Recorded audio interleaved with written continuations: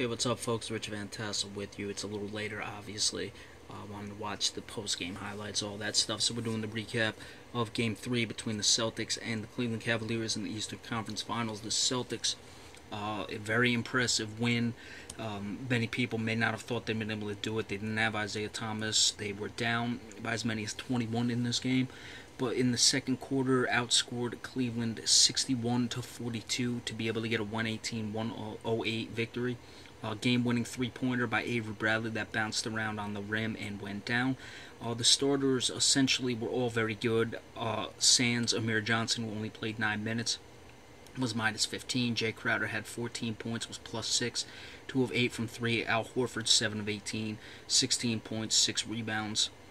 Was 2 of 6 from 3. So certainly the 7 of 18 isn't great, but the 2 of 6 mitigates those numbers a bit, and 7 of 18 is not terrible either. Marcus Smart, probably his best game of his career. There may be others, but he was spectacular tonight. 7 of 10 from 3, 8 of 14 shooting overall, 27 points, 5 rebounds, 7 assists. He got the start in place of the injured Isaiah Thomas. Also had 2 steals. His defense was very good. If Marcus Smart can give you this, clearly the Celtics can be dangerous. He doesn't have to give you this, though, every night for them to be effective in place of Isaiah Thomas, but certainly his numbers were right there with any game Isaiah Thomas could give you. Certainly Isaiah Thomas could give you more, but if you got 27 points from Isaiah Thomas, you would certainly expect it. So they got right where they would have to get. 7 of 10 threes is a lot. You wouldn't expect him to repeat that, but certainly he's going to have to continue to up his game if the Celtics, not up his game, but keep it at least this level or maybe even a little less for the Celtics to have any chance of the comeback. Avery Bradley was only 8 of 23, but 3 of 8 from 3, of course, that game winner. He had 20 points. The bench, Jonas Jerebko was very good. He was plus 22, 10 points, made all of his shots, 4 of 4 from the floor, 2 of 2 from 3. He had a big shot that put the Celtics up 2 before Cleveland tied it, and then Avery Bradley hit the game winner. Kelly Olynyk, 15 points, 5 of 8. He was plus 15. Gerald Green had 5 points. Jaylen Brown did not play that much. Only 13 minutes, was 0 of 3. He had been one of the Celtics' bright spots. But, you got something from Marcus Smart, so maybe Jaylen Brown can come back. So it's not like there aren't things that the Celtics can, you wouldn't say improve on, but it's not like there are areas where the Celtics, completely just played everyone out of their mind. A lot of guys did, as you would have to get this win. But there's certainly other guys like a Jaylen Brown, Terry Rozier, who only played 8 minutes. Zeller got 7.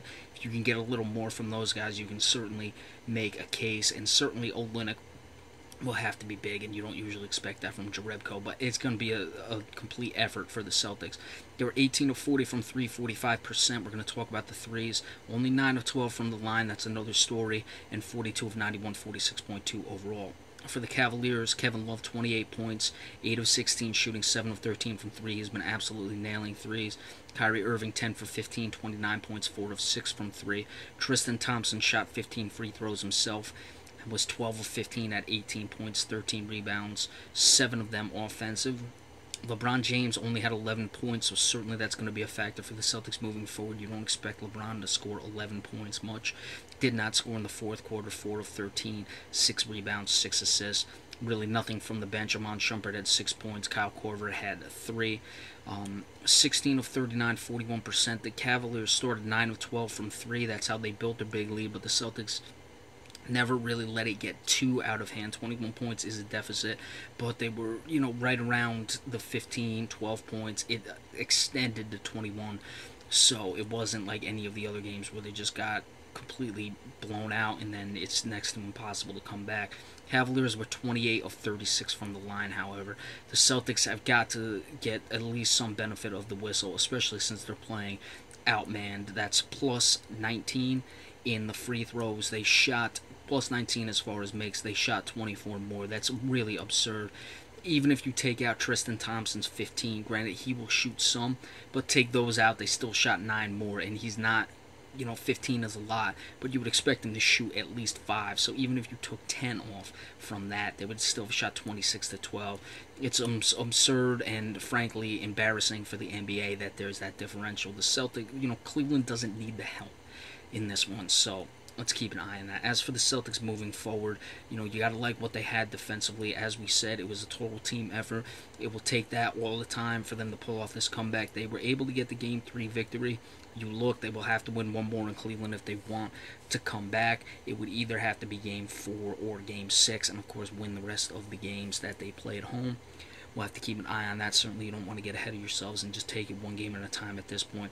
But at least you'll go back to Boston at worst down 3-1, which will give you an opportunity. And I'd say for the Celtics as of right now, just focus on making sure the series goes back to Cleveland. If you go back down 3-2, that's not easy, but it certainly puts you in a chance where all you have to do is win that game in Cleveland again and then bring it back to Boston for Game 7. But first things first, just take Game 4, be happy with the victory tonight, and then move forward from there. And certainly a much better effort from the Celtics team that they had, and I don't know why it would seem like they wouldn't have had better efforts or better possibilities than what they showed in Game 3, because Game 3, regardless of what anyone says, was an embarrassment, and the Celtics certainly regained whatever was lost in that game tonight, but certainly they still have a lot of work to do, so we'll see that moving forward. Alright, Golden State goes for the sweep tomorrow night. Be sure to stay tuned for the recap of that, and then we'll see you for Game 4 of this series. Thanks so much.